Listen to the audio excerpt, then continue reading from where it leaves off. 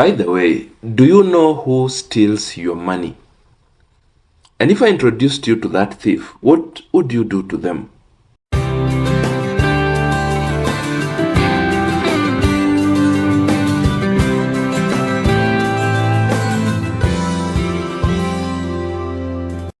Welcome to A Word from the Coach. In this week's episode of A Word from the Coach, I want to introduce you to the thief that has been stealing your money. I want to help you answer the question, who steals your money? And yes, some of us have got thieves in our money systems. Thieves who have been stealing our money. At one point, we know we have money. We know we received money. But when we look at what we have done with the money, when we try to reconcile the money that we had and what it has done, we feel as though someone has stolen the money. We can't really see where the money went. So today I want us to know who this person is. Who has been stealing your money? Whatever you'll choose to do to this person is up to you. But I want to help you be able to see some of the people who have been stealing your money. But before we go there, please take a second, as usual, to subscribe to this channel. If this is your first time here, please like this video, share it with others, drop us a comment. I'll be glad to look at your comments. I'll be glad to answer your questions. I'll be glad to create videos to also give you another word from the coach in response to those videos. Right, so let's get into it.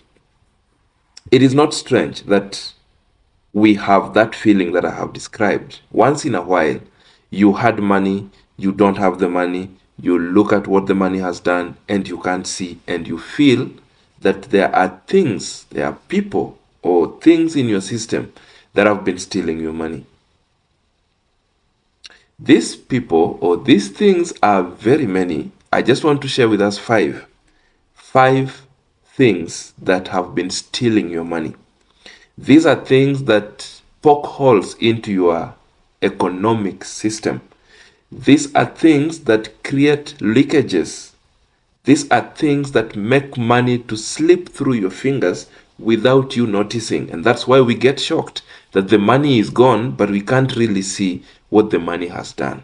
5 things that have been stealing your money. Number 1, expensive and unnecessary borrowing. You see, debt is not free money. Debt comes at a cost.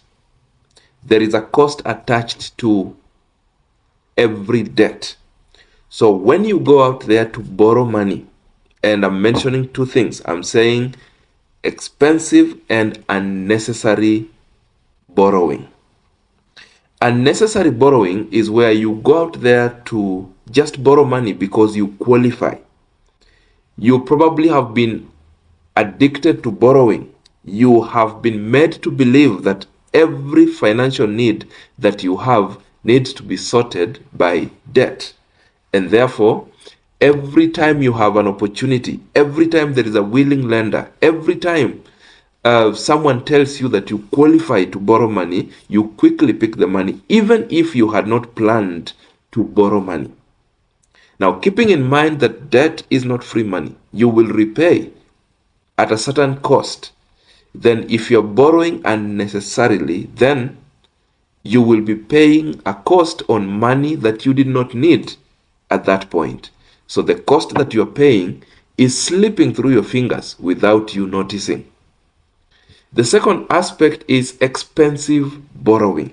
And I've said many times that cheap is expensive except debt. There is no justification whatsoever as to why you should borrow, say, at 30% per annum when there are other lenders in the market giving the same type of credit facility at 15% per annum under the same terms and conditions. There is no justification. If you must borrow, always go for the cheapest. Now, if everyone else is lending at 15% per annum and you choose to go for 30, the difference between the lowest and what you have gone for is money that is slipping through your fingers. It's money that is being stolen from your financial system. That is a thief you want to be careful about. What can you do about this particular thief? You can choose to only borrow when you need to. You can also choose that before you borrow, you will shop around and get to pick a lender who is giving whatever they are lending you at a favorable rate. That way, then you minimize the chances of losing money just because you are borrowing for the sake of it. Number 2, unutilized subscriptions. Yes, very many people pay subscriptions for services they either do not use entirely or services they do not optimally utilize. But because we do not take time to audit our utilization of what we have subscribed for, we continue paying. But we get to a point where we are wondering, where does our money go? Unutilized subscriptions is one of those things that are stealing your money. And what are these subscriptions that I'm talking about? I'm talking about internet that is not being utilized. Some people, and I've said before, some people will subscribe to internet that can run an office with 100 employees when there are only 2 in their households. So if you look at their usage, they can actually make do with the smallest package. But they bought the biggest package, they bought the fastest package because they were able to. But if you look at their utilization, they are underutilizing what they have subscribed to do. Probably they still have capacity for 98 other people. So what happens to the capacity that is not utilized? It goes to waste. If they can make do with the smallest package, let's say the smallest package costs 3,000 shillings, 3,000 kwacha dollars, whatever it is, per month. And they have gone for a subscription that is costing 6,000. They can make do with 3,000 without noticing the difference, but they are paying 6,000. The difference is money being stolen from the economic system. I am talking about gym subscription. There are many people who subscribe to join fitness centers and they pay money every month. Some people pay once for the entire year. But if you look at the number of times they step in that fitness center, now the number of times they don't step there is money that has slipped through their fingers without them noticing. I'm talking about parking subscription. Yes, there are some people who pay for parking for a long period of time. They pay monthly parking. They pay annual parking. But again, if you look at the number of times they park in the spots that they have paid for, probably are just a handful number of times. Okay, so they have subscribed for parking that they do not utilize. The number of times you have not utilized a subscription is money slipping through your fingers, is money being stolen from your economic system. Thief number 3, endless repairs. Endless repairs. There is a time in life when repairing something, repairing an asset, makes economic sense than using money to buy a new asset. Especially if the asset has been okay, has been, functioning well since it was bought, and it has probably just developed a small issue. It will make more sense if you repaired compared to if you were to look for money, especially if that asset is very costly. If you are to look for money and buy a new one, and maybe you don't have money set aside for buying a new one, then repairing will make a lot of economic sense. But there is a limit to how far or how much or to what extent you can be able to be repairing something. There is also a level where buying a new item, buying a replacement item becomes wisdom. Okay, so yes, you have to at some point repair, and that will look like wisdom at a certain point, but there's also another point where over repairing becomes lack of wisdom. Some of us have things in our lives that we repair almost on a daily basis. The same thing. Every other day we are visiting the repair shop for the same thing. If you look keenly, that is something that is stealing your money. Sometimes the cost of repair in the long run will beat the cost of acquiring a new thing. In fact, you are losing on two fronts. One, you're lacking peace of mind because this thing has gotten to a level where even if you're to repair, it only serves you for a moment before it goes down again. So you don't have peace of mind. But most relevant to this conversation is that every time you visit the repair shop, you are paying money to the repairman. But this thing of yours is not getting sorted once and for all. You have been replacing parts, you have done everything. You see, machines, for example, will go through the normal lifespan. And even when engines of vehicles, for example, are manufactured, they will tell you that this engine can run up to this miles without issues. But that means after those miles, issues can develop.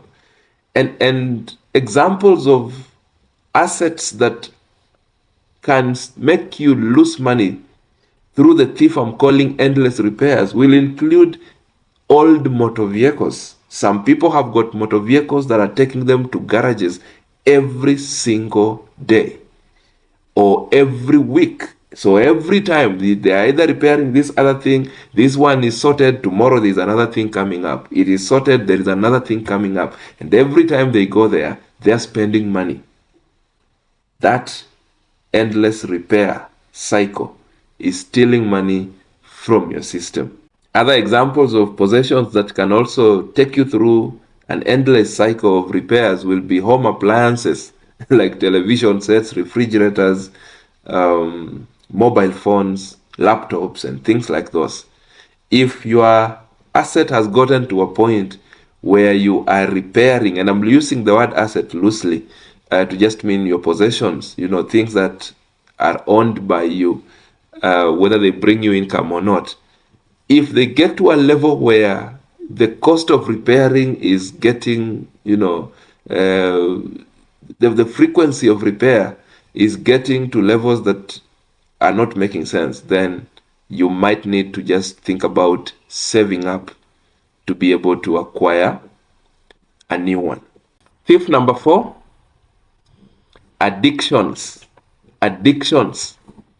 Very many people have addictions that are expensive to finance, are expensive to sustain, are expensive to maintain. Yes, some of us are addicted to things that require money. For us to be able to partake of those addictions, we need money. You are addicted to alcohol, you will need money for you to keep drinking. If you are addicted to smoking, you will need money for you to keep buying the sticks.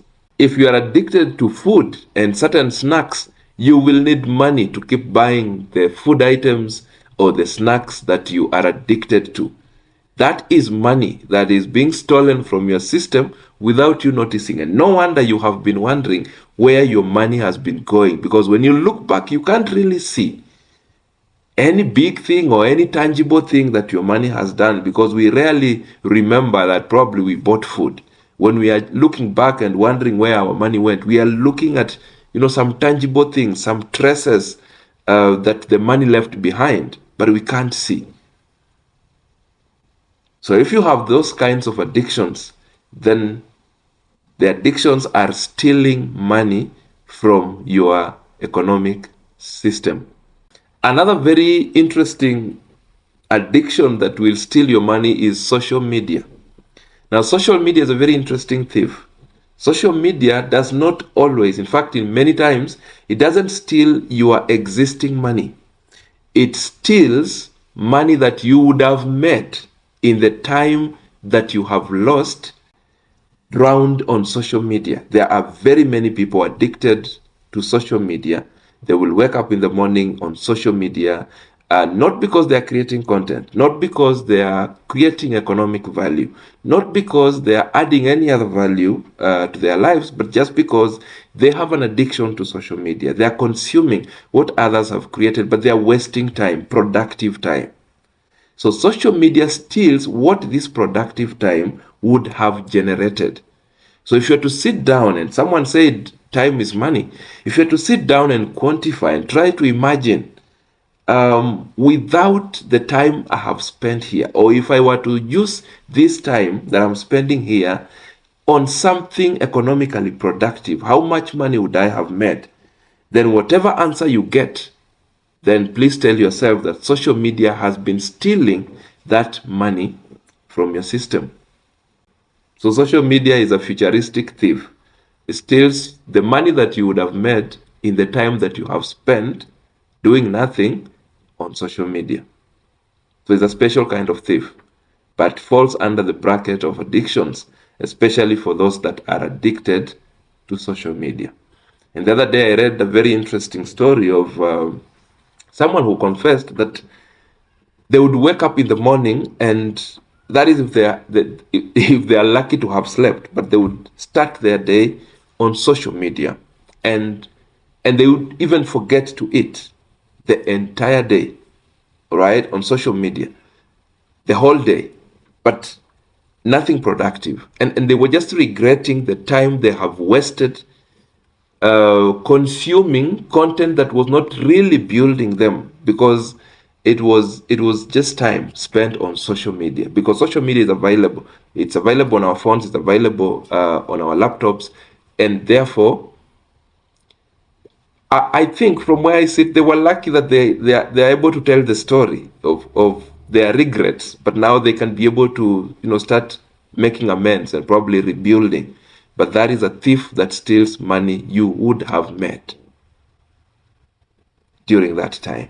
So you might need to begin addressing your addictions. If you have any addiction that is costing you money, you might need to address that addiction. You might need to seek for professional help. If your addiction is the kind of addiction that probably you may not be able to run away from it personally, you might need to look for professional help. But begin to think seriously about it, because those addictions are serious thieves of your money. Thief number 5, and the last one for today. Like I said, the thieves are very many, and I'll be sharing others in future. But today I promise I'll just give you 5. The fifth thief in your economic system is what I would call transaction costs. Transaction costs. And this is where you will find your bank charges. This is where you will find your mobile money transfer charges and any other charge that is attributed to a transaction. For some people, transaction costs will even include transport costs. There are some people who will withdraw money 1,000,000 times in one day because they have not figured out what they needed for that particular day, and therefore they will go to the ATM machine, pick an amount, get back home, they remember they still need money, so they go back again, withdraw some money, and at the end of the day they've made many rounds to the bank. But every time they have gone, they have been charged an amount for that transaction. You try pulling your 1-year statement, be it your bank statement or your mobile wallet statement, and then try highlighting the transactional charges. Then you will see what I'm talking about. You might have been wondering where your money has been going, but when you do that reconciliation, then you will begin to have a feel of the magnitude that this particular thief can steal from your financial ecosystem. So you might want to be very careful as you carry out your transactions so that you minimize on these charges. You might want to think ahead of time, plan your expenditure. If you're planning to do some transactions the following day, you might want to sit down, think through it, and know to what extent you would want to spend, so that when you go to withdraw money, you probably withdraw once and face one charge, instead of withdrawing the same amount but then being charged several times because you're withdrawing several times. You may also want to open the right type of account. Some of us opened the bank accounts that we have blindly. Probably there was no one to guide us. We simply walked into a bank and we said, we want an account. Or the bank representative was selling a certain type of account. They came to us, they told us we need to open an account. We needed an account, or they convinced us that we needed one, and we ended up opening. Maybe you ended up opening a current account when you actually just needed a normal savings account. And therefore, you keep incurring charges associated with current accounts, but your utilization is not utilization that befits a current account. If you are not a heavily transacting person, then probably a current account may not be your account, because current accounts are checking accounts. They're accounts for people who are making transactions, and therefore they are accounts that have got charges attached to them because they facilitate a lot of transactions. And so if you're being charged, yet your utilization of that account is not befitting what it is meant for, then you have the wrong account. You might need to look for the right account. The other tip to help you deal with this kind of thief is that you might need to automate certain transactions. Okay, so that instead of making rounds to go and do those transactions manually, if they are recurring transactions, you might need to put up standing orders that might be cheaper than you traveling manually to go and execute them. You may want to, link your account probably to your phone so that you can do those transactions at home instead of you having to go and incur a lot of charges or a lot of expenses as you try to transact. Good people, I hope you have seen some of the thieves that have been stealing your money. Like I said, what you will choose to do to these thieves is up to you. I've given you some of the things you might do to deal with these thieves, but the ultimate decision is yours. But I hope you have seen some of the thieves that probably have been stealing your money. Take care of these thieves so that then they do not weaken your financial muscle to levels that will cripple you. Once again, please subscribe to this channel if you haven't. Drop us a comment. Let us know which other areas you would want me to talk about, and I'll be glad to give you another word from the coach. So keep taking care of those thieves, and I will see you at the top. And this is a word from the coach. You can do better.